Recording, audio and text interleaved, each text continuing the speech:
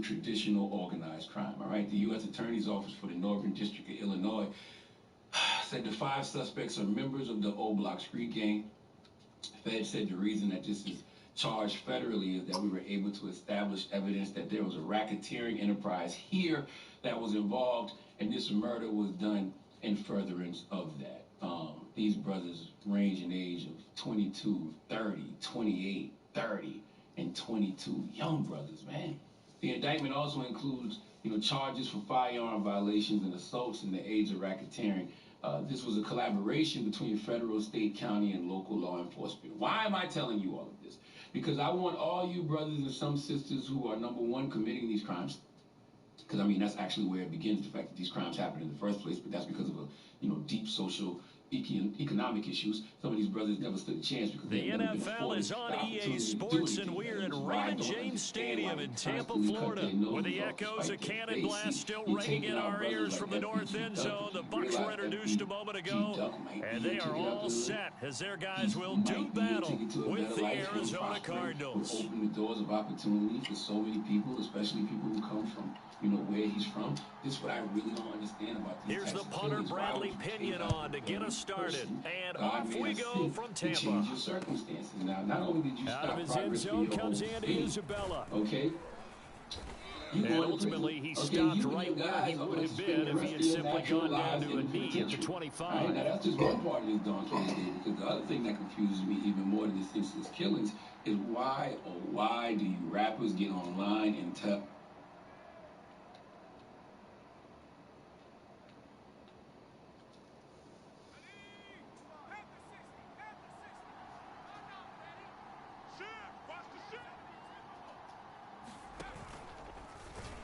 And an early how do you do right there as they're going to bury him in the backfield. Call it officially a loss of 2 on the first play from scrimmage. Second down.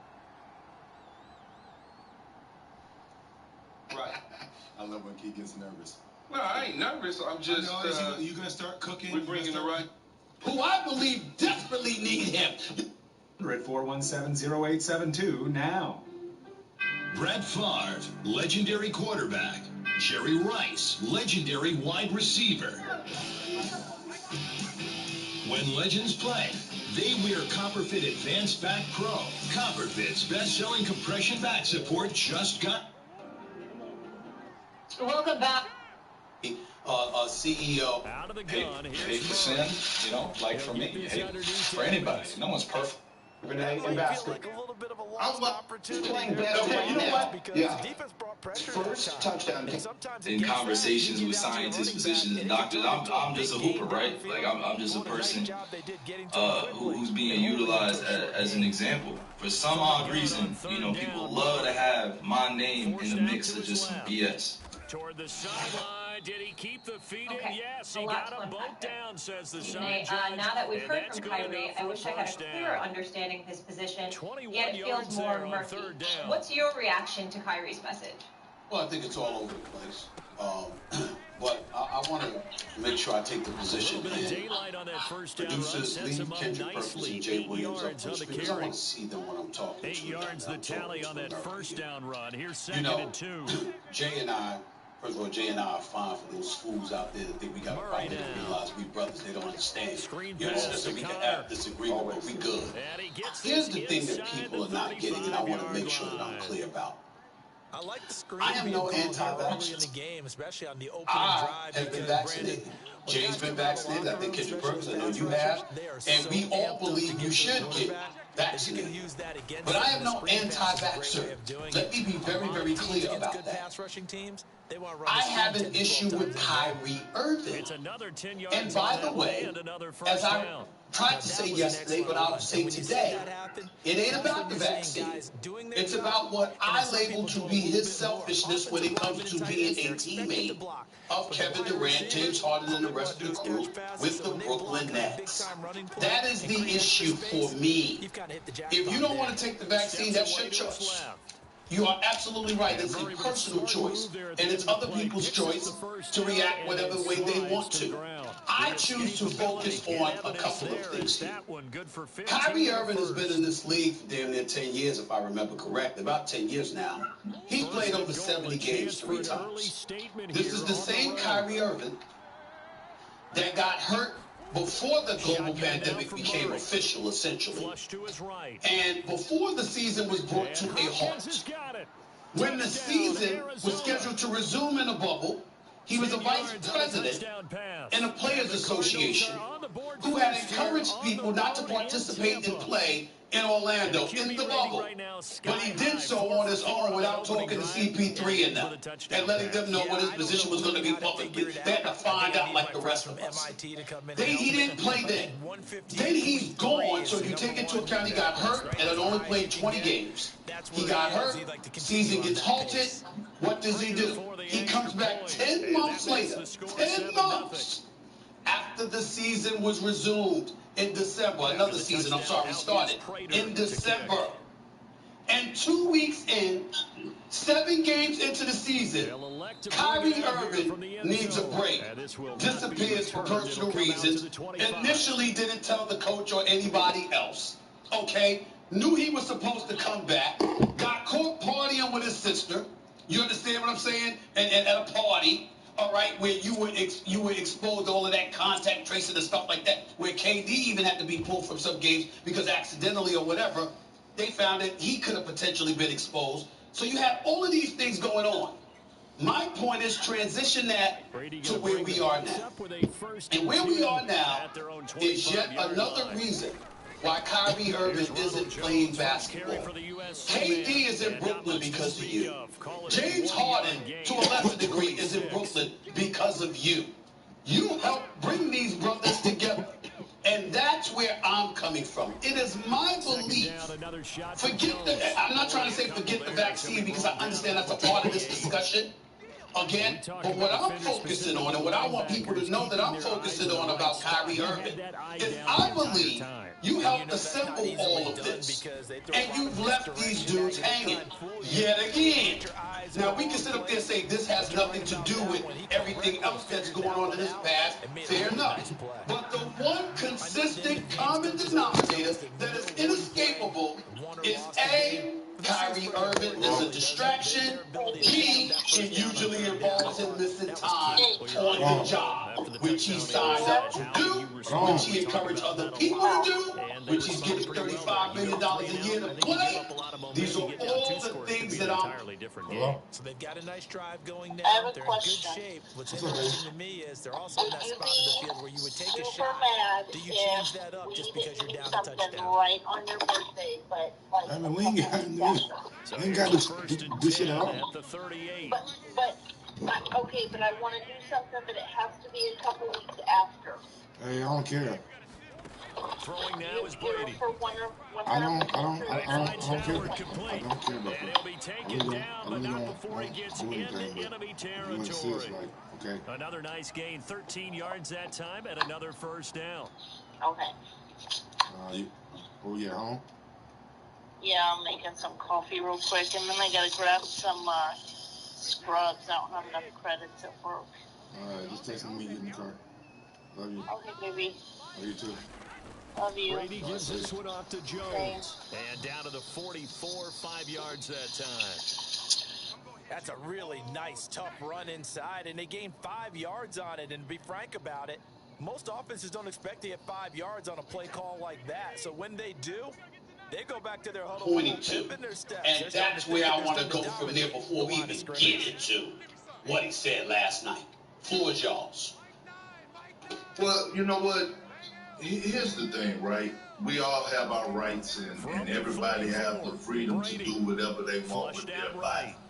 But Stephen A., you made one word stand out to me just now. Clear. Clear.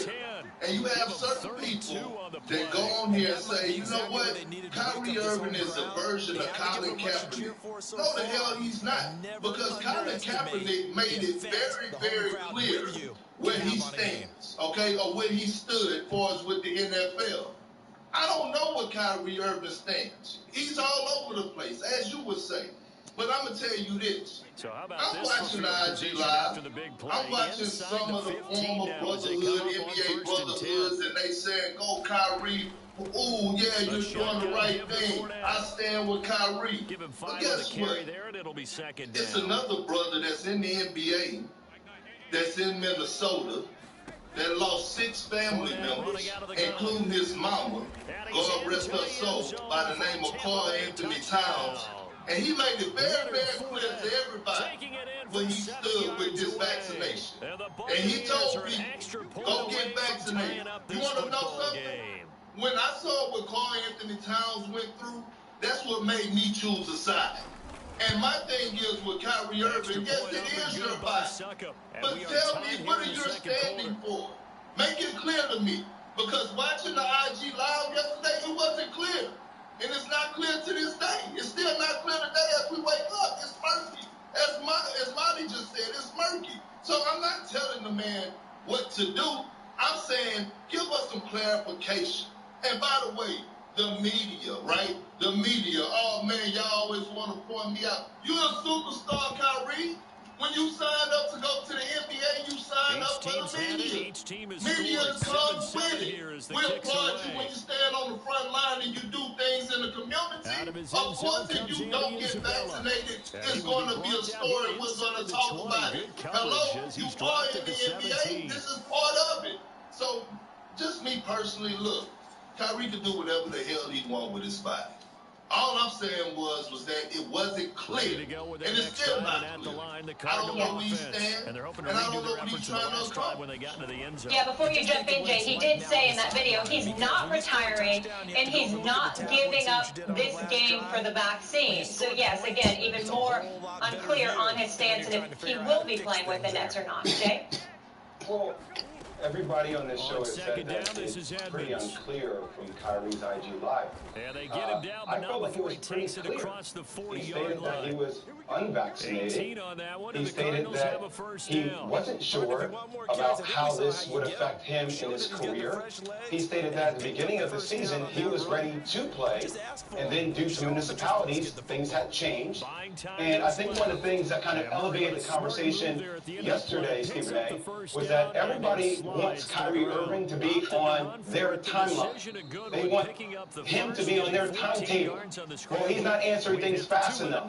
And as much as we're talking about the past history, and look, that's a completely different conversation, Stephen A., I am with you. There are a lot of questionable decisions. You know, I'm sitting up here with a Duke Brotherhood jacket on. I've been objective on your platform and others about some of the decisions Kyrie has made, right? But I think as it relates to this particularly, I think this is an unprecedented nature, a matter.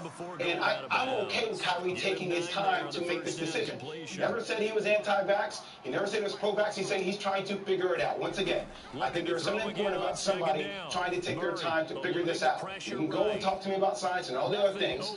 I just think it's important for Kyrie to do what Kyrie needs to do for Kyrie to make the best decision.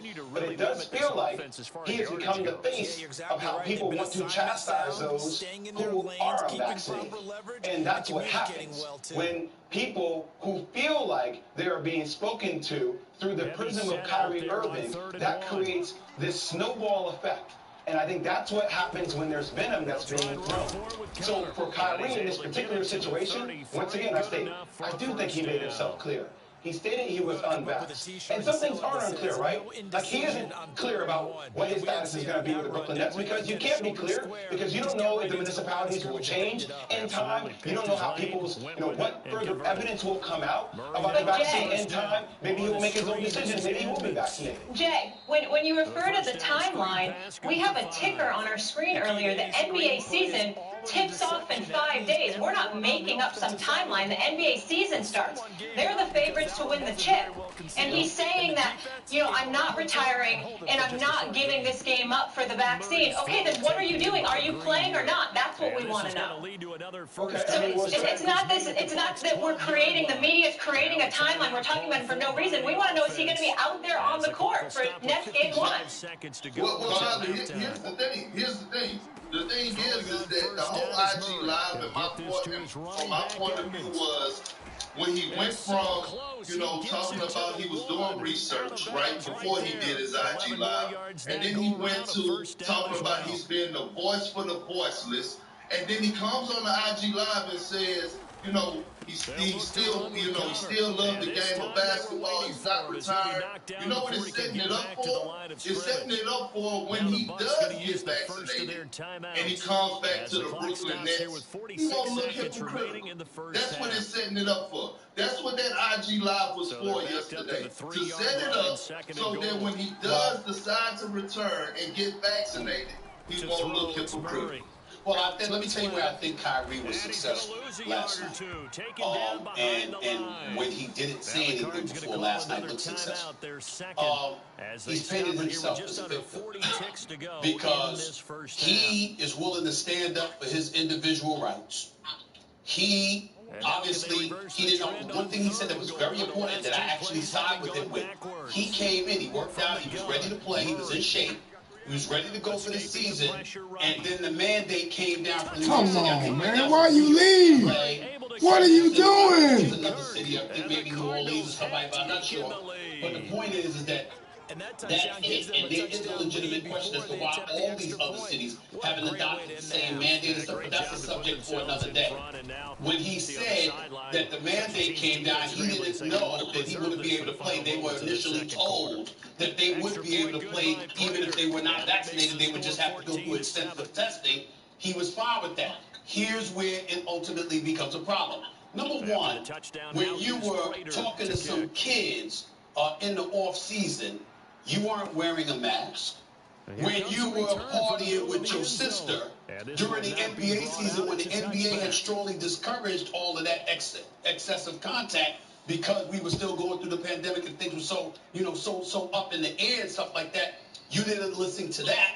And then we have to take into account, again, the history that I brought up. It's one thing after another after another. And the biggest thing for me is when you're gone for 10 months and 2 weeks in, you suddenly need a personal day.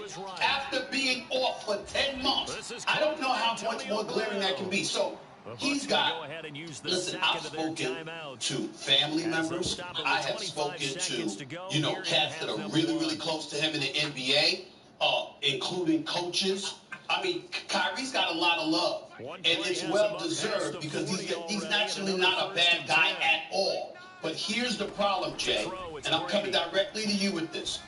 There is an air about Kyrie that intellectually, in his mind, he's here.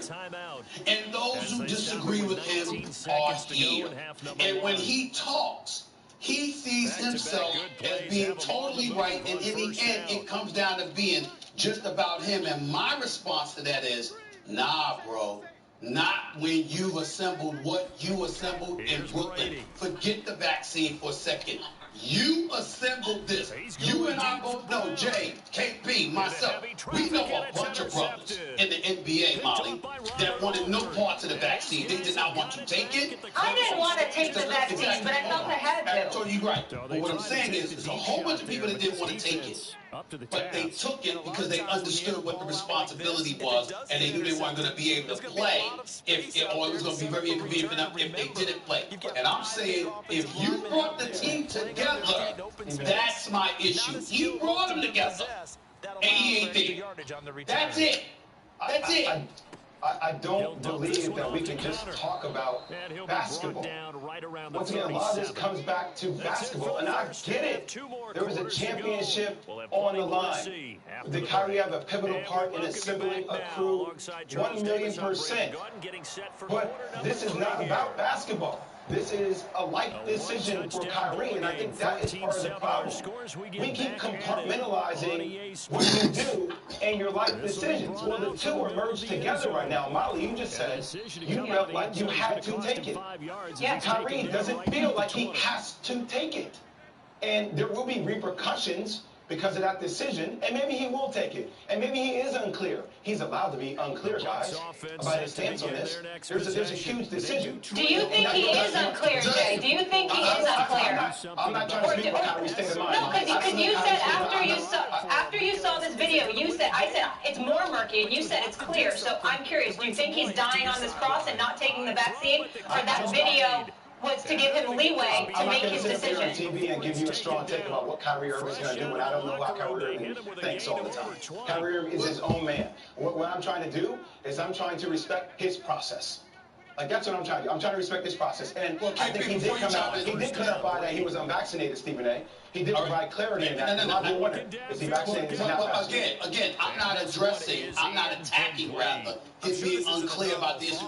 And I want to be very, very clear for the purposes of you, Jay Williams, to put this on the line. And people are going to excoriate me for this. Let me be very, very clear. First of all, I don't give a damn how any of y'all feel about my take. I'm not talking to you. Man, what the fuck? I don't give a damn. I say what I say and I mean what I mean. And I mean every word that I say when I say this. I believe Kyrie Irving. Notice, Bradley Beal isn't vaccinated from my understanding. I didn't bring him up.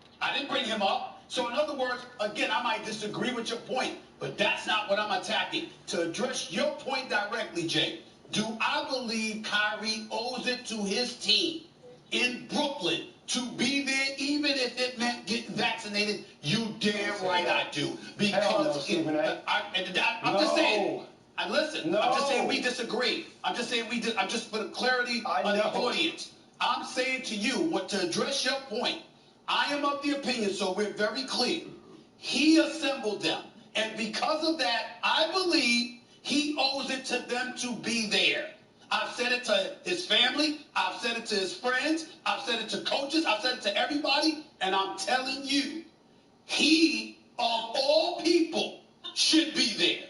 That's where I'm coming from. So you're saying that because he assembled a team, it's like a scouting report, Stephen A., in basketball. You know, a lot of times we get prepared for games. There's a scouting report. Kendrick Perkins can do X with the ball. He can do Y with the ball. Then all of a sudden I get into the first quarter, and Kendrick Perkins is doing Y with the ball. He's doing B with the ball. I'm like, hold on, that's not in the scouting report. I have to adjust my scouting report mid-game. So now you're telling me that because situations or circumstances have changed about what originally took place to where we are now, that you believe Kyrie Irving should say, you know what, just because I'm unclear about a decision I have to make about what's inserted into my body, when I should be granted time to make that decision, that screw that. I need to be on the court because I'm going to let my teammates down?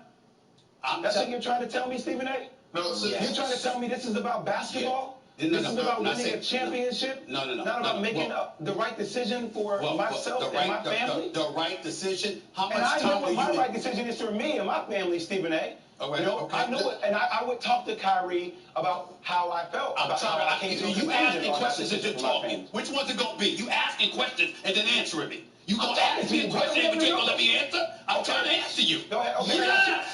Yes! That meant yes!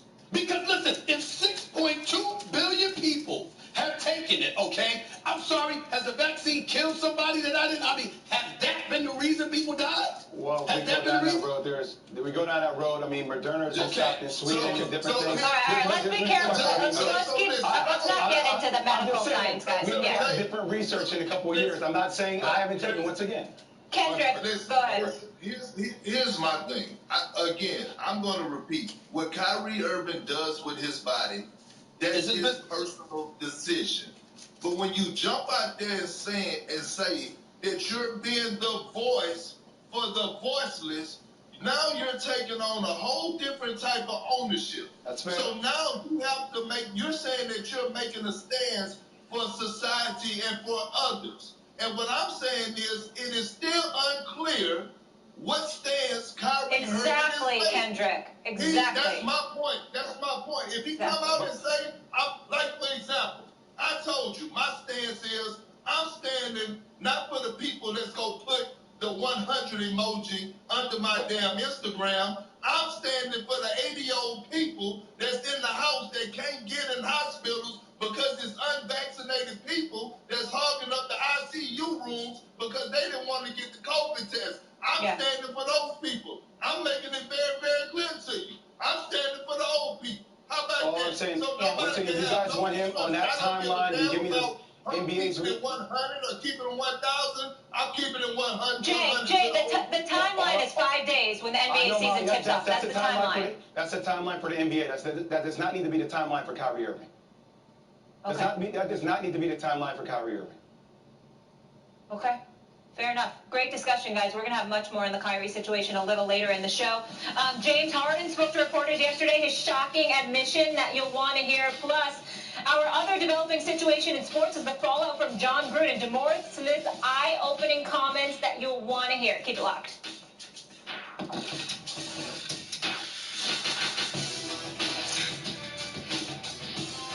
Maureen is saving big holiday shopping at Amazon. So now she's free to become Maureen the Merrier. Food is her love language. And she really loves her grandson.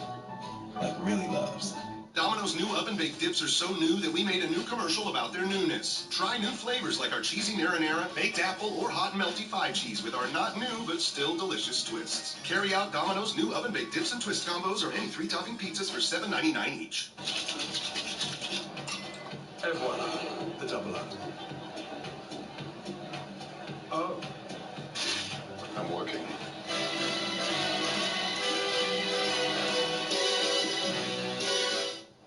So what I'm saying is people like options. I mean, you take Geico, you can call them anytime you feel like saving money. It don't matter, day or night. Use your computer, your smartphone, your tablet, whatever. The point is, you have a... Over 75 live channel. Flip like Cape. I love the man, right? Raiders quarterback Derek Carr says open up everything in NFL teams correspondence. Here's Carr on his former coach of 3+ years. We just started opening up everybody's private emails and texts. You know, people will start sweating a little bit. You see what I'm saying? Hopefully not too many, you know. But maybe that's what they should do for all coaches and GMs and owners from now on. Is open up. You got to open up everything. You know, see what happens. I love the man, right?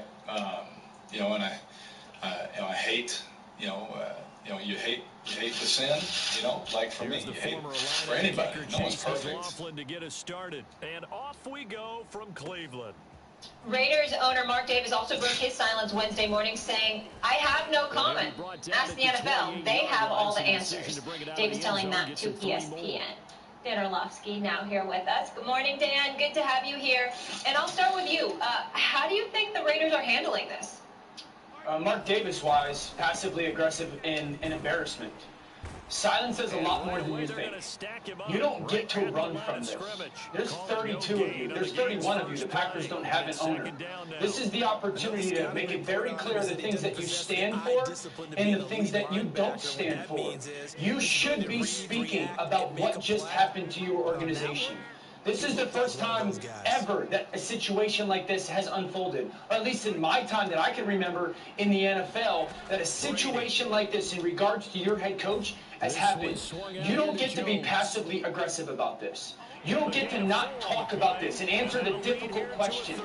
There's one of 31 in the world like this. And as the leader of that organization and the person who owns that organization, he should be standing there like a grown man and answering those questions and not passing that off. Now, that being said, Mike Mayock did an incredible job. Their general manager, I thought, did a great job yesterday of standing there and handling things that, like a man, handling things the right way, being very communicative, being a leader, answering the difficult questions, talking about players like Carl Nassib and where they were and what they potentially would be going for or going through. And I think that shows great leadership. And I think that shows the type of guy that Mike Mayock is. And so he's handled it well.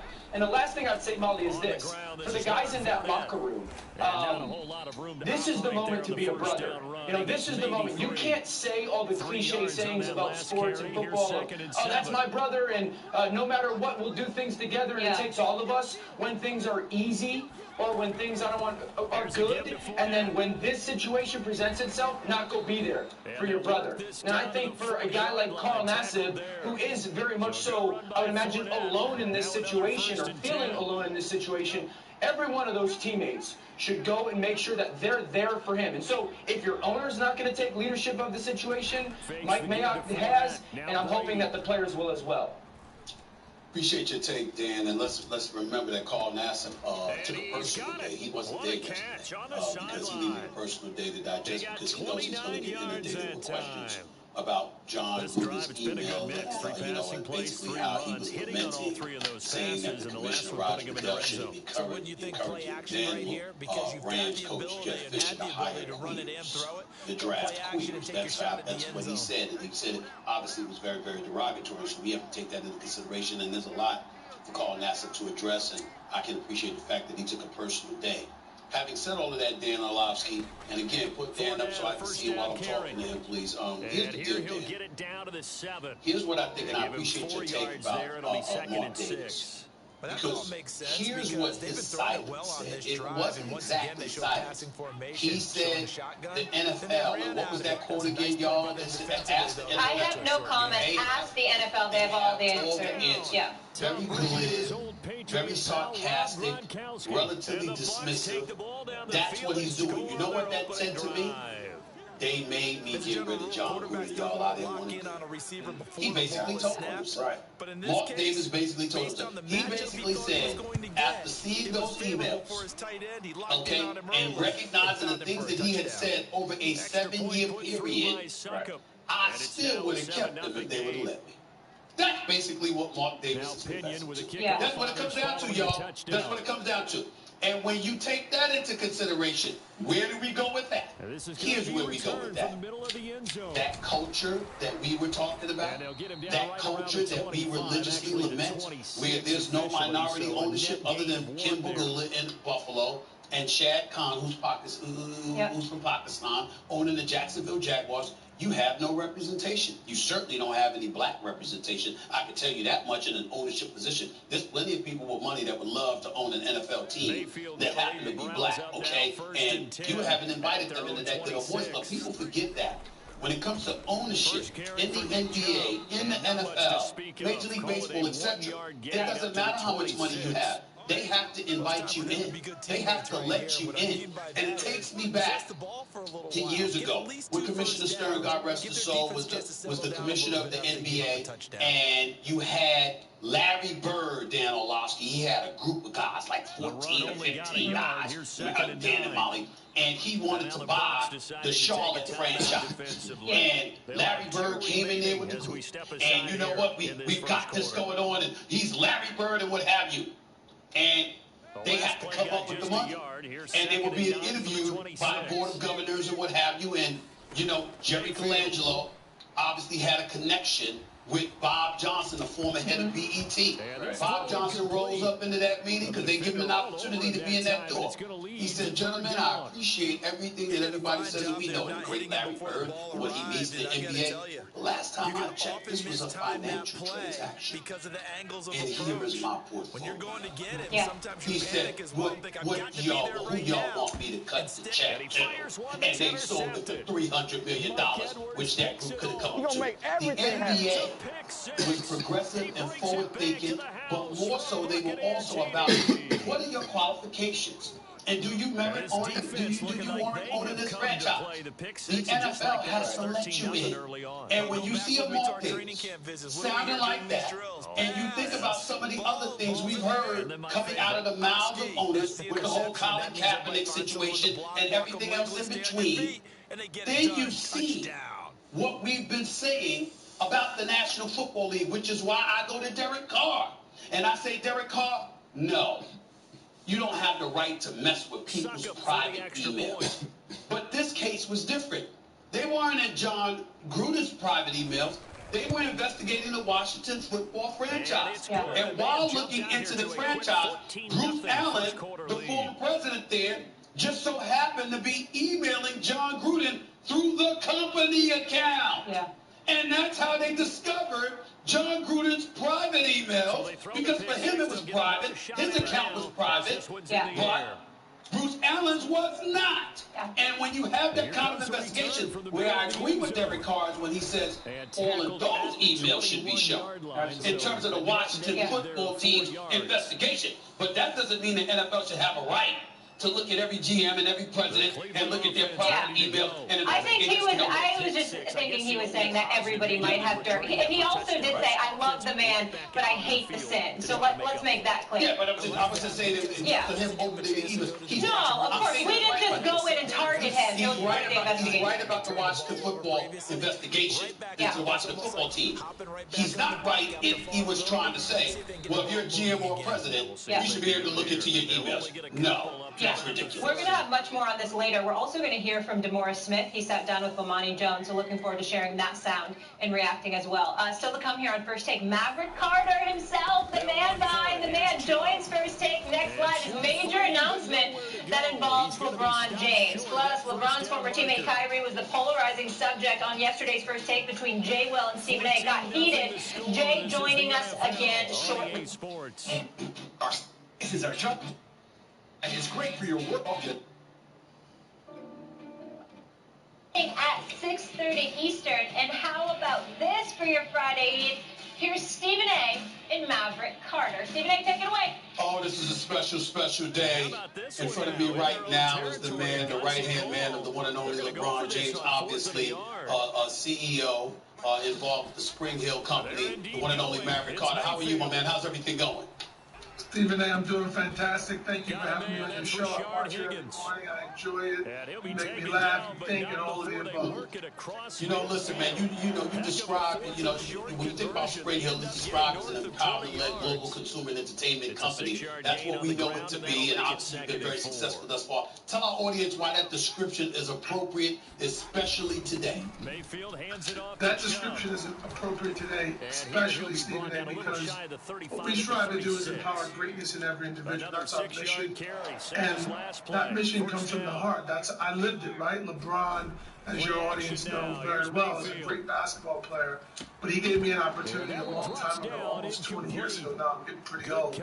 But he gave me and allowed me to use his platform and empower me. So that is an emotional connection that I have and he has, that we wanted other people to feel. So our tagline of more than uninterrupted, our sports brand, the tagline is more than an athlete. We live by that, we are that. So that feeling of empowerment we try to instill in every individual that comes in contact with everything that the Spring Hill Company does. Talk about the partnership that you just created. I mean, this is a company that's now valued at $750 million. I mean, speak to that right now, because that's why you're sitting in front of me as we speak. Absolutely. So today we're announcing that we've brought on 4 new investors, a fantastic group, Redbird Capital, Fenway Sports Group, Nike, and Epic Games, the maker of Fortnite. 4 companies in different sectors, but really believe in and understand the mission of the Spring Hill Company. They believe in it so much. In fact, they're investing, all joining the board. And you know, the number will get the headline, and that's what people will print. But it's more than a number, right? There's 141 people who work at our company. Those are the first people who have to feel empowered. And that, when we create that feeling of empowerment will emanate out into everything that we do. And that's what's most important to me, is the people I get to work with, and I'm fortunate to work with it. And as a company, the creators, the athletes, the talent, the directors, the writers, we're fortunate enough to work with. We can never be enough thankful to them. Speak about Spring Hill Entertainment in this respect. First of all, you guys have been doing great work. By the way, I encourage everybody to watch The Shop when y'all show up on HBO doing The Shop, because that's a big-time show as far as I'm concerned. And LeBron shows up, you show up. Y'all do an outstanding job with that, along with the rest of the crew that you have together. But when you came together, I mean, listen, I know both of y'all a little bit. Obviously, you very, very well. And even though y'all thoughts are aligned for the most part, speak about the combination of you and LeBron and how that's been able to propel Spring Hill to another level. That's a great question, Stephen. And he's the chairman of the company. I'm the CEO. So him and the rest of the board members I report to, but he and I are the founders of the company. And we have very different, we approach things a lot the same, but then we sometimes have different perspectives. He's talent, right? He's an actor, he's a basketball player, and a businessman. I'm the CEO of the company, so I have to make decisions day in, day out with the team on the everyday runnings of the business, where he's thinking big picture, big vision. How do we transform the company? How do we get to big ideas, big things? Because he's not in the actual day-to-day business of it. It allows him to think broadly, and he's out in the world, right, traveling the world, playing basketball, seeing what's happening. So he comes to the table as the chairman of the board with big vision, big ideas, like where we are today. This is all out of his brain and his ideas of the vision that he had for this company and what it meant. And he attacks things from an emotional standpoint. Sure, he likes to make money, he plays basketball, he's great, but that is probably 3 or 4 on his list when he's thinking about business, when he's thinking about the Spring Hill Company. It's empowerment, it's changing people's lives, it's creating content, products, brands that really, truly do empower people through the content we make, but also the people that we get to work with and hire. You know, yeah, I love the fact that you brought up him being emotional, because I think about you, and to me, you're not that guy. You know what? But in the same breath, you're just as passionate, not necessarily as emotional, but just as passionate. So when we talk about him being the chairman, and obviously he's a guy in that position, and he comes at it from an emotional perspective, I imagine he plays a creative role as well. But when it comes to you, what role, in terms of, I know you run things, but in terms of communicating with him on a daily basis, from a creative perspective, do you find yourself being more of a visionary in this project, or y'all aligned in that regard, in terms of your creative juices? That's a great question. Our company, creativity is at the center of everything we do. Our creative team, our chief creative officer, Ricardo Vermont, is fantastic. Our CMO, Paul Rivera. Everybody knows our company is led on creativity, and empowerment is the thread that we pull through everything. But to your point, myself, I try and not get too emotional, too high or too low, because I have to try and make decisions that are good for the company and good for the people that work at the company and good and great for our partners. And LeBron is a visionary. He's a creative guy himself. He likes to see and understand, especially if he's going to be in the content, what is it about, what it's for, what we're trying to achieve, and then what message we're trying to get across. And he gets deep into the creative and the thought process of what it'll look like, especially if he's involved. And for me, I let the creative do their job, because I'm not a creative. People always say, you know, you're a producer, but I'm not a creative. I'm not a writer, a director, or an athlete. So I let the creative do their job. And my job is to give the creators the platform and get all of the things out of the way that will hinder them making great decisions and putting forth great creativity. Brady gonna throw. Matt, I gotta ask you this question, man. I'm trying to figure out what the hell else is there for you guys to accomplish. I mean, you just did Space Jam 2. I mean, I saw LeBron acting in Trainwreck. I actually thought he did a hell of a job in that movie Trainwreck. I thought that was a hilarious movie. I'm looking at the partners that you've just assembled, and clearly there's always more to do. But what's the vision moving forward in light of what you've already accomplished? That's a great question, Stephen. And, you know, as you know, because you live this way, right? You're an inspiration to me and what we do. What happened yesterday, nobody gives a damn. Nobody cares. You move on. You keep moving forward. That's how life works. In the sports business, somebody's going to win the Super Bowl, the NBA championship, and the World Series this year. And the day after somebody wins the NBA championship, you're going to be on this show talking about who can win next year. So that's how I approach everything in life. And I grew up an athlete playing sports, and as my football coach used to tell me, we'd have a good game on Friday night. Everybody would be in the paper, he scored a touchdown this. You'd be up reading the paper on Saturday morning. He'd say, listen, that and $1 will get you a cup of coffee. Here's on to the next one. So, and I watch your show. I know you. Who won the championship last year? The Bucks were fantastic. Who win it next year? They did a great job, but we're not talking about that no more. Who can win it this year is what matters. Let me transition to this subject before I let you get on out of here. Obviously, Kyrie Irving is making news because of this position. This is a guy that you're very familiar with because he was a teammate of LeBron James, particularly when they won the championship against the Golden State Warriors. Once upon a time, LeBron James didn't speak out too much about what his position was on being vaccinated or whatever, but we've learned that he is, along with his family and what have you, and he's obviously on the court with the Los Angeles Lakers. There's a mandate in New York, a mandate in Los Angeles, a mandate in San Francisco, etc., etc. But I'm asking you this question as a basketball fan, because you're a former high school teammate of LeBron James. You were a baller yourself. I know you personally and know how much you know about the game of basketball. How do you feel about all of this Kyrie stuff And how do you feel about the effect that it could potentially have on this upcoming NBA season? Yeah, I'm extremely familiar with Kyrie. I don't know him. I've had one or two conversations with him in my life. But Stephen A., me, our company, Spring Hill, LeBron, we've always been about trying to be a part of the solution. We, at Spring Hill, we did a podcast with Jamel Hill, who used to work on this network, and it was about educating people and understanding that black people have a hesitancy to vaccines, and that stems from the racism that's been throughout healthcare and throughout many industries and verticals in this country. But we want to be a part of the solution. I think LeBron said it best, and the way he thought about it, approaching, he was hesitant.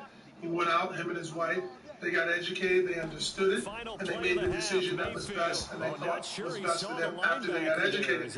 And that's what I think is the way to approach this thing. And I want to be a part of the solution and help people. We all love NBA basketball, football, sports. We love living big around family. I think black people and all people should be educated and get to a solution. Man, continue to be the inspiration that you are. Continue to lead Spring Hill into a new stratosphere. Proud of you, proud of LeBron James, proud of all the lives that you affected in such a positive fashion. My man, Maverick Carter, I really appreciate your time, my man. You take care of yourself. Good luck moving forward. Thank you for having me, Stephen A. Thank you for doing this show every day. You're an inspiration. Thanks a lot, my man. Great interview. Maverick Carter, do have to talk. We made companies. Brett, we are portraying. You have back pain, and it's affecting your everyday life. Do something. Major surprise. All that is ahead. But let's start with the latest in the Nets Kyrie saga. Yesterday, on this very show, we talked about why Kyrie is opting to sit when his squad is the favorite to win a ring, and how Kyrie reportedly wants to be a voice for the voiceless, yet we haven't heard from him. That is until now. Kyrie speaking for the first time on this vaccine mandate on IG Live last night. Take a listen. And you have to think, Charles, don't believe that I'm retiring. Don't believe that, I'm going to give up this game for a vaccine mandate or staying unvaccinated. Don't believe any of that, man. Like really be aware of what's being said. Before I even get a chance to be on the podium and speak for myself, what would you do? If you felt uncomfortable going into the season, when you were promised that you would have exemptions or that you didn't have to be forced to get the vaccine. This wasn't an issue before the season started. This wasn't something that I foresaw coming, where I prepared for it, and I had a chance to strategize on what was going to be best for me and my family. I came into the season thinking that I was just going to be able to play ball. The season starts in about 5 days, and this mandate was instituted on September 13th. And Jay, I want to start with you. As I said earlier, after hearing from Kyrie, it's murkier to me on what his position actually is. But you found more clarity. So what's your reaction to Kyrie's message? I did. I found clarity in the matter, Molly, that he stated he was unvaccinated. He stated that he had every intention to play at the beginning of the season. Then, due to a municipality here in the city of New York and in San Francisco, he was not deemed to be able to play. And, that line that he said about, I'm not going to retire just because of a mandate, I kind of start thinking about, well, what happens when there isn't a mandate for the city of New York anymore? What happens when we get the majority of people to be vaccinated? Can Kyrie Irving then participate, considering other players are still participating full throttle, not being vaccinated? So for me last night, I know that everybody, when they hear Kyrie Irving finally talk, they want Kyrie Irving to provide clarity. Tell me exactly what you're doing. Kyrie doesn't need to tell people what he's doing. Maybe he's doing what he wants to do. And we treat Kyrie as if he's a politician, as if he is this person that is, so great with his words. Kyrie Irving is an artist on the basketball court. He is also a brilliant individual. He had a page of notes last night. He didn't speak off the notes. He spoke more from the heart. And my thing is, when you speak from the heart, a guy like Kyrie, who I understand who has, people want to go back and look at all the decisions he made in his past. I remove the past away from this decision. Once again, I state that this decision is during unprecedented times. You said, Molly, the season starts in 5 days. People want to have answers. Kyrie doesn't owe answers to anybody. He doesn't owe answers to the NBA or himself. I mean, not himself. He obviously, but maybe he's still trying to find out answers for himself. And he doesn't need to abide by the timeline that we as the media or that the NBA sets for him until he feels comfortable with his own decision. Here, they need the ball back, so here's an onside kick. Jay, the Buccaneers able to recover. Their hands team does its job. I'm trying to the risk reward of the onside kick. When you don't get it, the risk comes out to play, and here they gave up great field position. And that's the key to everything, because I'm not disagreeing with any of that. I just think that you're going in a different direction than where folks who are critical of Kyrie are pointing to. We know he has the right not to be vaccinated. We know it's his right. We know that he doesn't owe us answers. We know all of that. What I'm saying to you is, remember, you said it's not just about basketball, it's about life. But be clear, Jay, here's why I can tell you it's about basketball. Because he's saying that he's not an anti-vaxxer. He's saying he's not vaccinated, but he's not anti-vaccine. He just believes it's a personal choice. Okay, fine. That means we now get to dig into your personal choice. And at some point in time, history and I are present. The causes. You have to, neither of you, neither has my mother, my grandmother probably has, right? So I go back to this, and I'll say this to you, man. I think there are a lot of things that we can sit up here and talk about the history of Kyrie Irving. And I'm with you on a lot of that stuff. We've debated that on your show. This is a dude who did ball out last year. And I know you said he missed 10 days with family. He had 50, 40, 90, man. He had 50, 40, 90. He's a superstar. He's a superstar. So I don't want, because of this one instance, if you want to sit there and if your argument is, hey, due to all these things that have happened before this instance, that he's the guy that all this stuff gets in the way of him balling, that's a fine argument, Stephen A. I'm game with that. But when you include this particular situation in that argument, that's where I have a problem. We got to get Dan in. I'm just going to say this and hand it off to Dan. Jay, I believe this is what I'm saying. If it wasn't this... Hey, baby. Hey, baby. You made it to work yet? Already parked. Okay. What are you doing? Just watching TV? Yeah, watching YouTube. The NFL on EA Sports brings us to North Carolina and Bank of America Stadium here in Charlotte. You ain't got Just a few moments ago, this building was shaking as the Carolina Panthers emerged from the tunnel here in Charlotte. They are ready to go as the Panthers are set to match up with the Tampa Bay Buccaneers. You gotta listen sometimes. And this is going to be returned from the middle of the end zone. And they will elect to not bring this one out as our first drive will begin at the 25. Try to plan shit.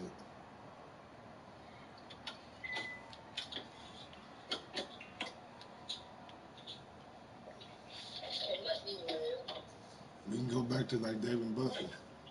We can go to Dave and Buster's. That'll be fine. Brady now on first down. You didn't read my text. Going for Evans, but that pass is intercepted. Picked off by Stephon Gilmore. And he will return this one to the 30-yard line. That's kind of a double whammy. I mean, the interception on the opening drive, that's one thing. But to give him this field position, that's another. Absolutely perfect start for this defense. They take the ball away on the opening possession. They know that their offense will get the ball to start the second half. They line them up in field goal position. And to me, they got a chance for a touchdown right here out of the gate.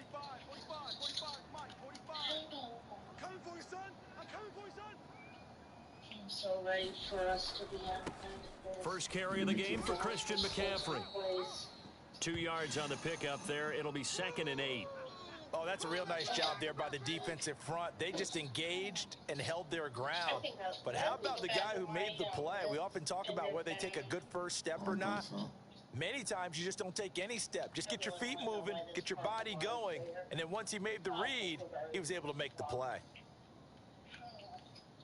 The last run got a couple. Here's 2nd and 8. And now the Bucs deciding to take a timeout defensively. They'll have 2 remaining as we step aside here in this first quarter. You keep going around and just keep following the circle. All right, baby. I'm gonna let you get dressed and stuff. I love you. Love you. Another run with McCaffrey on 2nd down. And he'll be brought down inside the 20 at the 19. 9 yards to pick up there, and it's a 1st down. Well, there's plenty of real estate for him to maneuver on that run, and let's face it, it shouldn't be a surprise. He's one of the better backs in the league. Had to come into this game with the idea, slow him down, otherwise it's going to be a long afternoon. On the ground, McCaffrey. And he will be brought down at about the 6-yard line. A solid pickup of 13 sets him up 1st and goal. We saw it at Stanford. It does not surprise me to see it here in the NFL as well. This is one elusive young man. He set the NCAA record in 2015, 3,864 all-purpose yards. Listen, after watching that move, I just called for the trainer. I think I pulled a hammy just watching him. And he's going to press this one forward as they stop him right around the 1. It'll be a gain of 5 there as they move closer. It's 2nd and goal.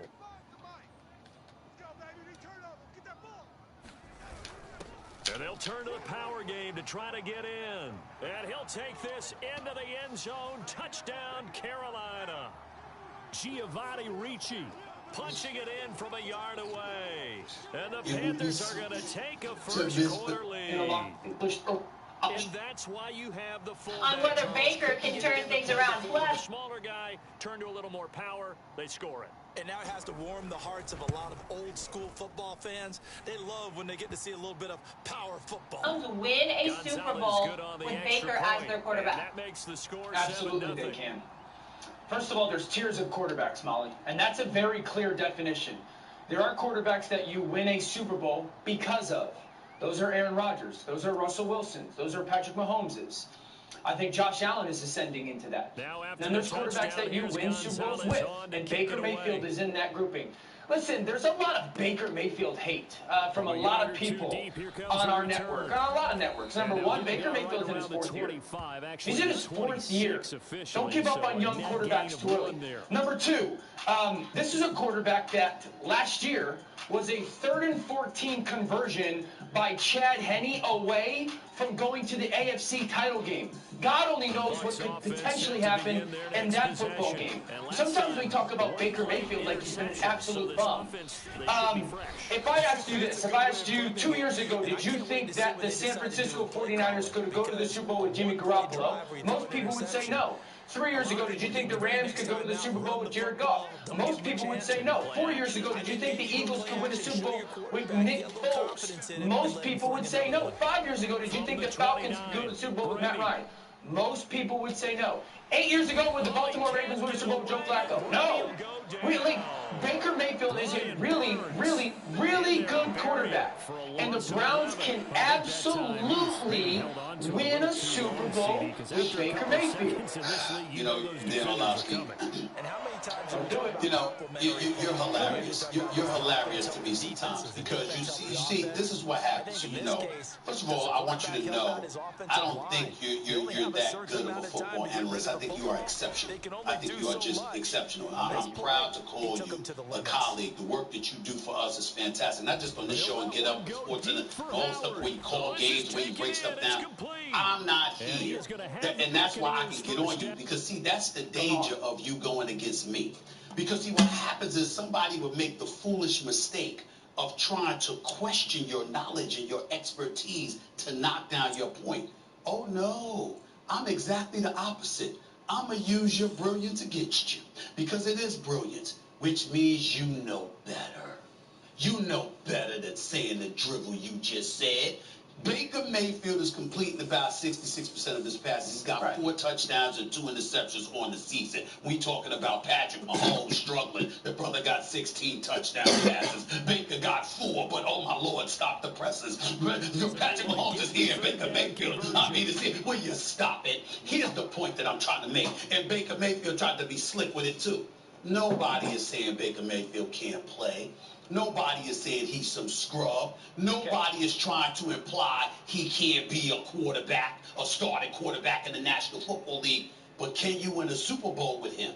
Well, technically, theoretically, based on what you're saying, I'm saying I get where you're coming from. But what I'm saying is the way I choose to answer that question is, are we going to get to there because of you? See, if Baltimore wins the Super Bowl, it's going to be because of Lamar Jackson. If Kansas City wins the Super Bowl in all likelihood, it's going to be because of Patrick Mahomes. If Green Bay's going to win the Super Bowl, it's going to be because of Aaron Rodgers. If Tampa Bay wins the Super Bowl, it's going to be because of Tom Brady. Okay, if LA wins the Super Bowl, we're going to give credit where credit is due to Matthew Stafford. I'm just talking about a quarterback being that dude. I'm not talking about whether you can start or not, if you got talent and we respect your talent. We respect Baker Mayfield. And by the way, he has grown, he has matured, he's gotten better. I'm wishing nothing but the best. The only time I root against him when he's going against my Steelers. I respect the brother, but what I'm saying is he's not that dude. And I'm going to veer left a little bit because I want to say something why I saved this. I had this intel yesterday, okay? I saved this just for you, Dan, because I want you to know what's going on. Odell Beckham Jr. got to get the hell up out of here.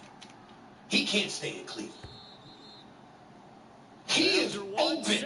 And I know you know this because you watch the games more intimately than I do. Now, it can't be, Dan Orlovsky, that Baker Mayfield is just growing and learning, or he's already there. Nah.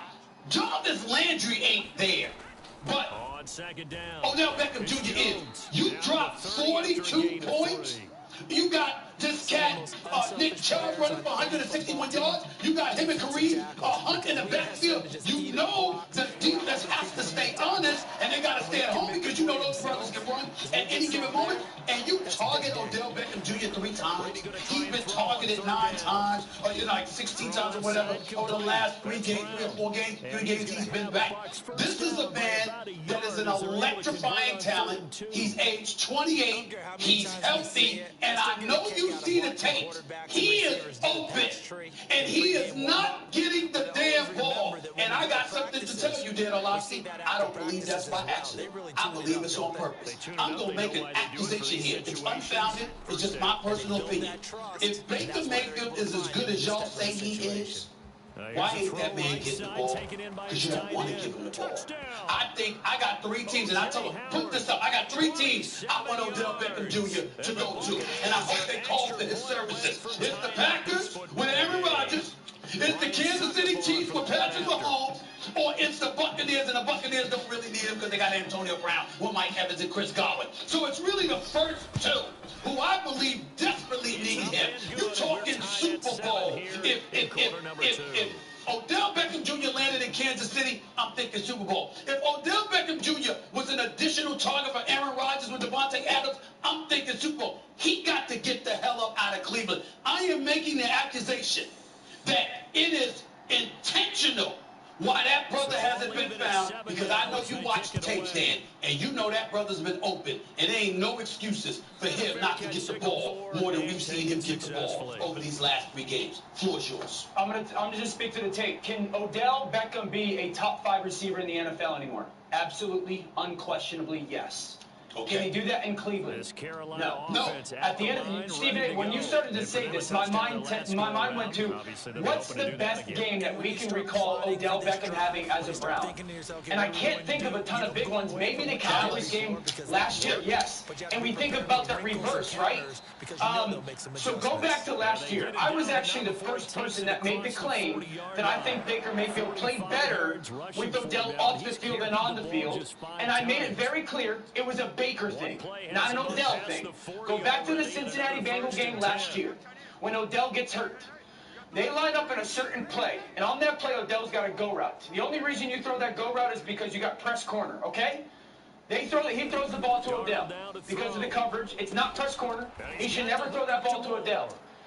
Then later on in that game, Odell comes back, makes a tackle, turns his ACL. Later on in that game, the Browns run the same exact play versus the same exact formation, same exact defense. He runs the play the right way. Baker Mayfield does.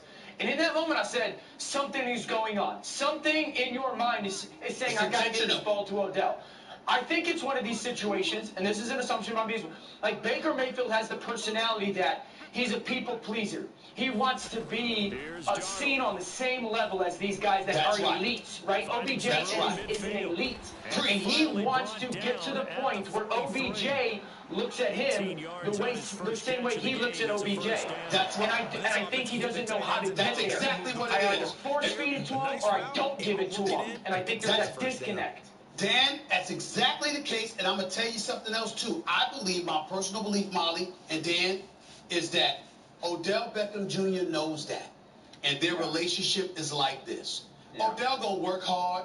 He knows that he didn't do things all the way right when he was in New York. He ain't trying to make headlines or anything like that.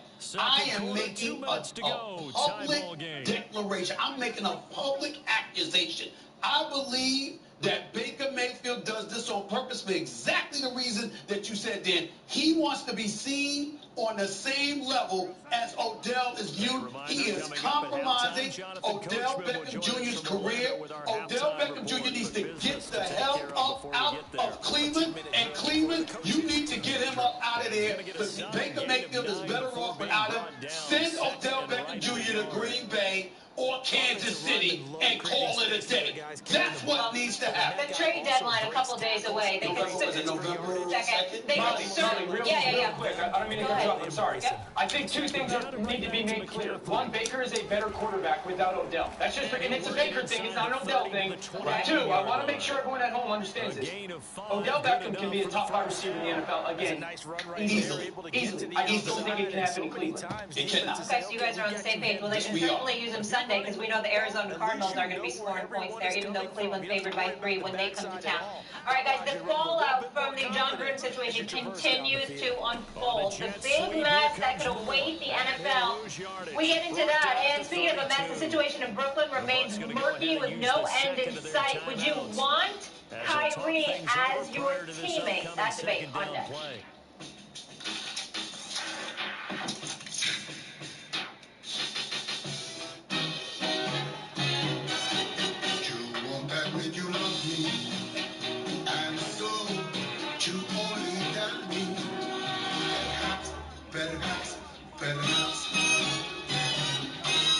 Maureen is saving big holiday shopping at Amazon.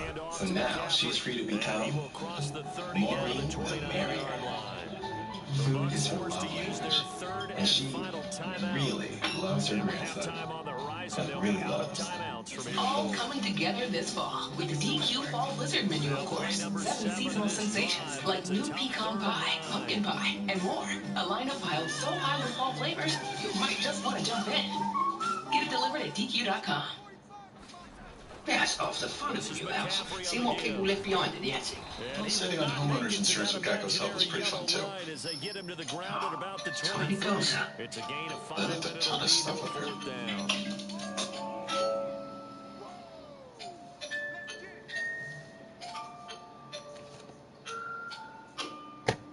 Well, enjoy your house.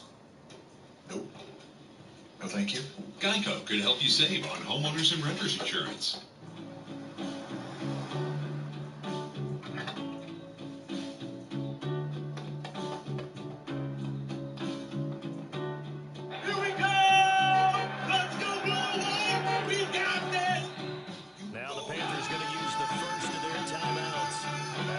Has the fuel to keep your engine running at peak performance.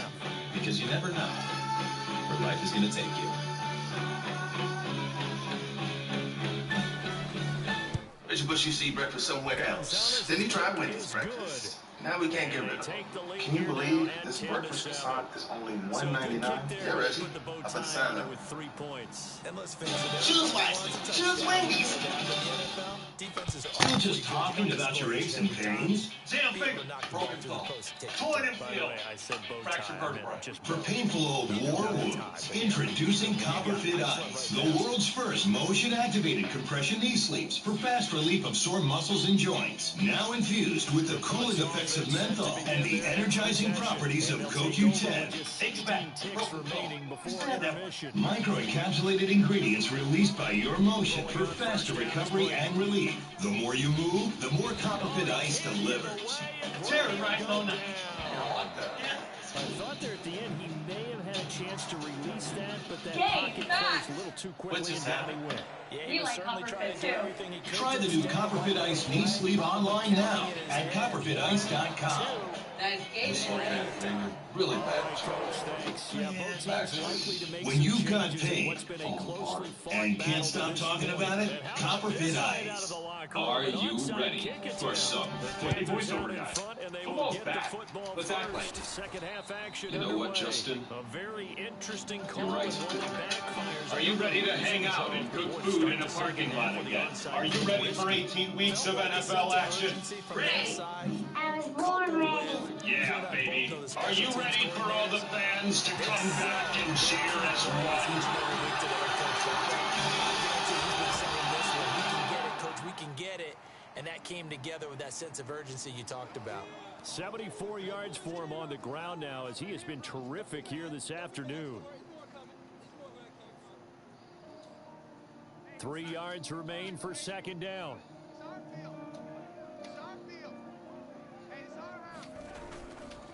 Again, they run. Again, it's McCaffrey. And this won't be enough to pick up the first. A gain of 2, 3rd and 1.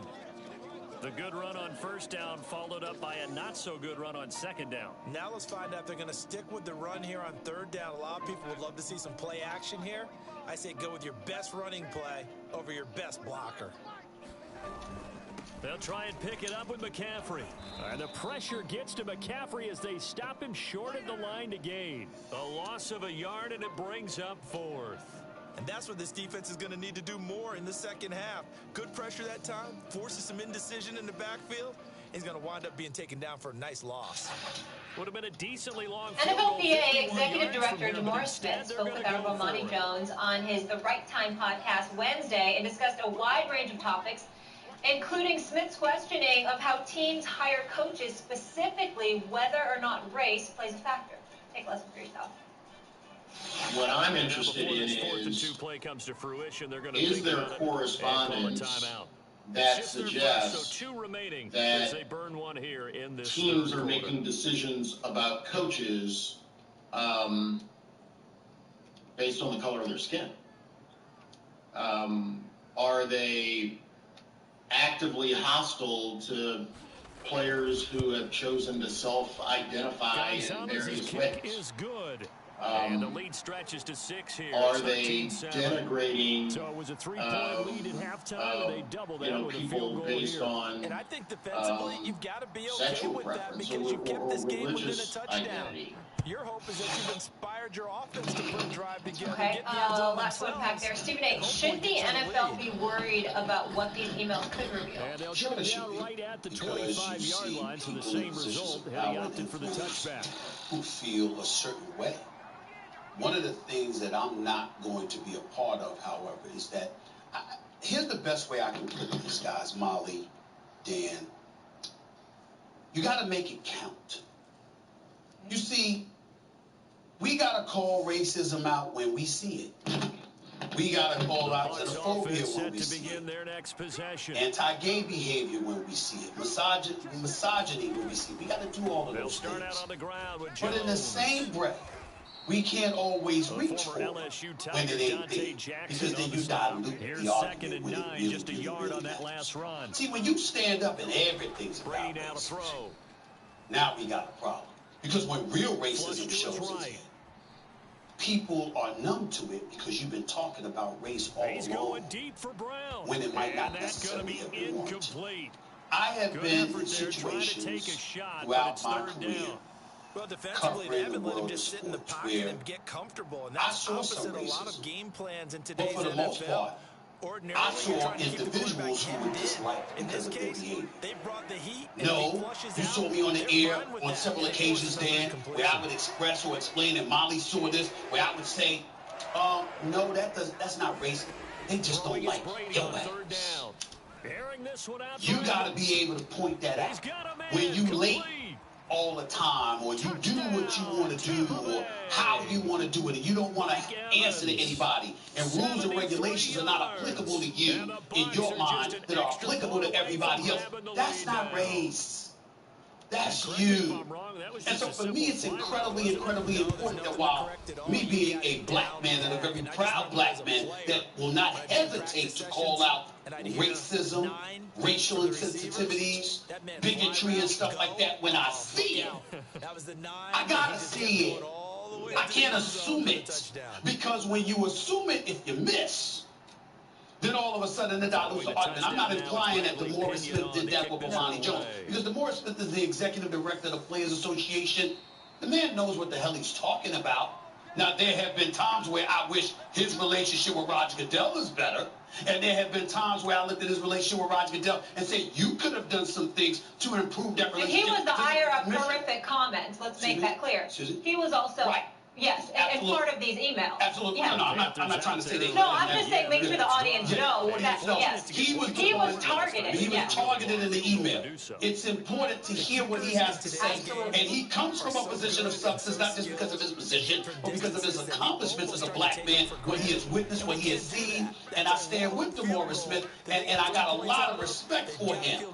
I'm just saying, let's make sure that we're careful when we're talking about the NFL. The owners might be somebody that you want to talk to. You might even want to talk about some GMs in that fashion.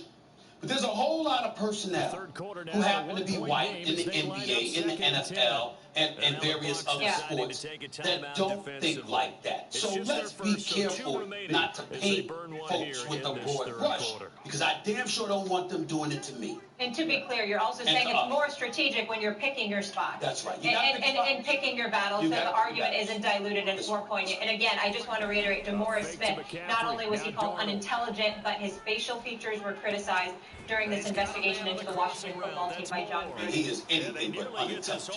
No, he's a class act. I had the pleasure of meeting him, when I was with NFL Network. Dan? Yeah, I think it's a good word from Stephen A. I think the thing that stands out with Stephen A's comments for me is when he says we got to call it out, right? When we see it, we have to call it out. And candidly, guys, like, I don't think we can call it out. And I know I couldn't or was incapable of it until it mattered to me as much as it mattered to somebody else. You know what I'm saying? And I think, again, speaking from somebody that spent so much time in a locker room, when I saw my teammates, and these are guys that I grew up with, and how much it impacted them, then it started to resonate to me that my brother was being impacted or was hurting him, so to speak. And until we get to that point of learning about it, you know what I'm saying, Stephen A? Like, learning that that's my brother that's hurting because of whatever, the misogyny or the homophobia or the racism, I gotta learn how that hurts him and impacts him for me to want to call it out in all facets of every walk of life. And these are guys that Alfred Fincher, a guy that I played college football with, and my brother Marcus Spears and Ryan Clark, the guys that I work with now. And I mentioned the Raiders locker room with Carl Nassib. You got to realize how much that stuff impacts him, and then realize that that's your brother, and if it impacts him in a certain way, it's got to be impacting to you in a certain way, and then that's got to empower you and give you the courage to call it out when you do see it. And ever since, not ever since, but a lot of, over the past couple of days, my mind has gone in relation to the emails from John Gruden to Peyton Manning's Hall of Fame speech. And near the end of Peyton Manning's Hall of Fame speech, he talked about the game of football and the preservation of the game of football and its future. And for me, somebody whose life has been impacted beyond words from the game of football, I think it's incumbent upon all of us that are associated with the game to make sure that there's nothing nor anyone that can negatively impact the growth of the game and the future of the game and the impact of the game. We got to make sure that everybody in relation to that are associated with the game of football.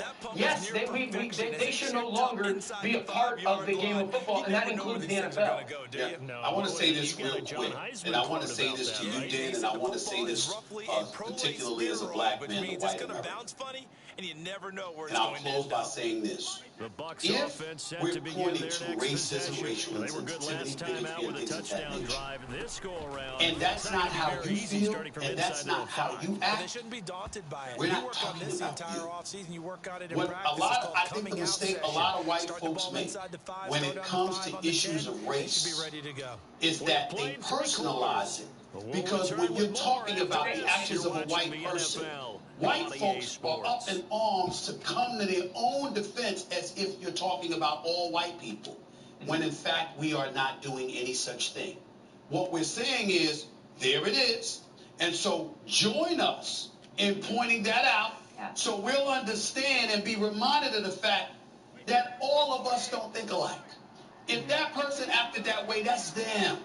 Make sure you're not a part of it, and make sure you join in that fight. Like, for example, I am not a gay person. I am a heterosexual. I'm proud heterosexual. But I happen to believe in gay rights. I have no problem saying that. Leave them alone. Live and let live. Stop bothering them.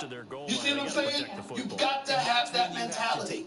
And if we do that, that's what assists in the world becoming a better place. Yes, love is love, and it's the responsibility of all of us, religion, creed, color, to call out what is wrong. All right, we'll leave it there. The reigning, defending Super Bowl champs play tonight. We got Thursday Night Football, Tommy Brady. So we're wondering, are they the best team in the NFL right now? Stay tuned. Plus, we'll hit on the fallout from the game tomorrow with Stephen A. and Tim Tebow, the great friends turning into enemies on television yet again at 10 a.m. Eastern on Friday. Don't miss that. As a DJ, I know all about customization. That's why I love Liberty Mutual. They customize my car insurance, so I only pay for what I need. How about a throwback? Only pay for what you need. The great thing about the app is we're going to get happy hour pricing on our drinks. No matter what time.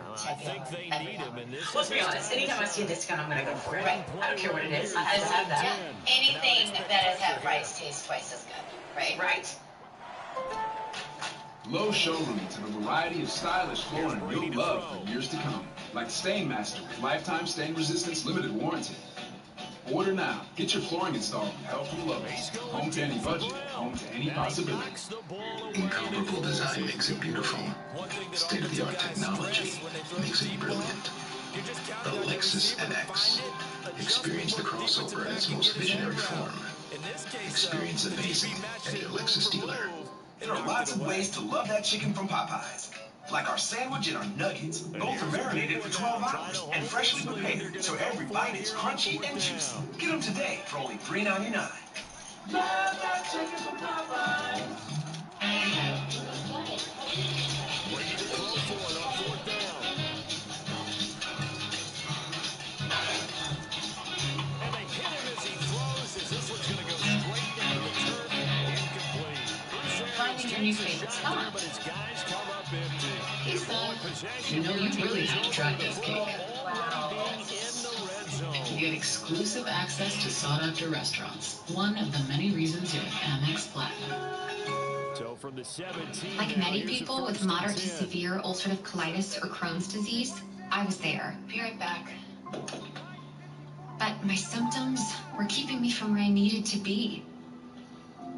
So I talked to my doctor and learned Humira is the #1 prescribed biologic for people with UC or Crohn's disease. And Humira helps people achieve remission that can last. So you can experience few or no symptoms. Humira can lower your ability to fight infections. Serious and sometimes fatal infections, including tuberculosis and cancers, including lymphoma, have happened, as have blood, liver, and nervous system problems, serious allergic reactions, and new or worsening heart failure. Tell your doctor if you've been to areas where certain fungal infections are common, and if you've had TB, hepatitis B, are prone to infections, or have flu-like symptoms or sores. Don't start Humira if you have an infection. Be there for you and them. Ask your gastroenterologist about Humira. With Humira, remission is possible.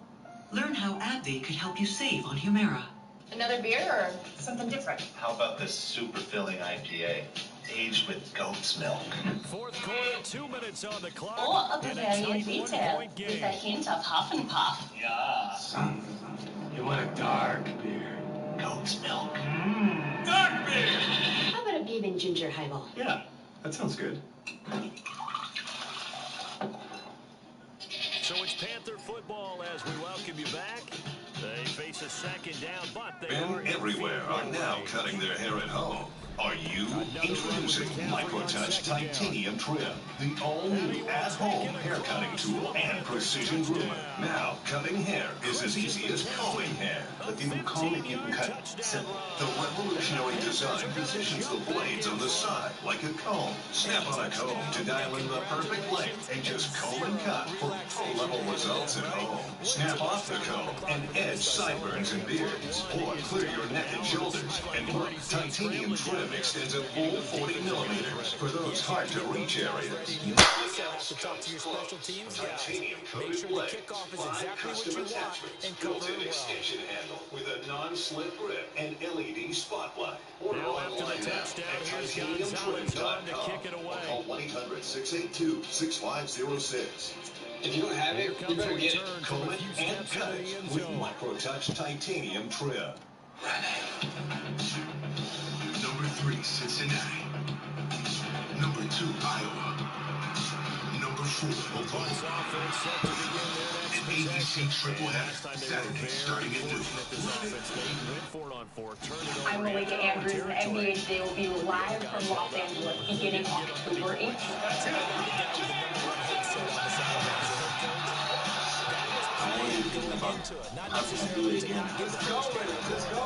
NBA Today is your new home for the NBA on ESPN. Go for it, be aggressive, because I've got the Wild Bunch back in the We can't wait, Malika, can't wait for this. What a college football Saturday lineup we have for you on ABC and the ESPN app. It all starts at noon Eastern with Heisman hopeful Desmond Ridder and number 3 Cincinnati hosting UCF, and fresh off the big comeback win against Penn State, number 2 Iowa and their stifling D are hosting Purdue. And finally, in our Saturday night game presented by Capital One, number 4 Oklahoma stunned Texas last week. They look to avoid a post-Longhorn letdown against TCU. A heated show. Take a listen to some of the best sounds from earlier today. Yeah, I'm gonna block that motherfucker, man. That's your choice. You are absolutely right. It's a personal choice. You helped assemble all of this, and you've left these dudes hanging yet again. To throw is Brady. The one consistent common denominator that is inescapable is A, Kyrie Irving is a distraction, B, it usually involves him missing time on the job. Kyrie can do whatever the hell he wants with his body. All I'm saying was that it wasn't clear, and it's still not clear. I don't know where he stands, and I don't know what he's trying to accomplish. Brady to throw. I'm okay with Kyrie taking his time to make this decision. He never said he was anti-vax. He never said he was pro-vax. He said he's trying to figure it out. You brought the team together. That's my issue. He brought them together. And he ain't there. This is not about basketball. This is a life decision for Kyrie, and I think that is part of the problem. As a teammate, I would have to accept that would be Kyrie's choice. I don't have to be happy about it. You said, Molly, the season starts in 5 days. People want to have answers. Kyrie doesn't owe answers to anybody. Do I believe Kyrie owes it to his team in Brooklyn to be there even if it meant getting vaccinated? You damn right I do. It's the biggest story of the day. Kyrie finally spoke about his vaccination status and reasoning behind it last night on IG Live. Remember, Nets GM Sean Marks announced on Tuesday that he and Nets owner Joe Tsai decided to end the uncertainty surrounding Irving and not let him join the team until he gets at least one vaccination shot as required by New York City's mandate to play in New York. Okay, Dan, you've been in plenty of locker rooms. You understand that culture. Would you want Kyrie as your teammate? Yeah, absolutely. Absolutely. He's one of the best players in the league.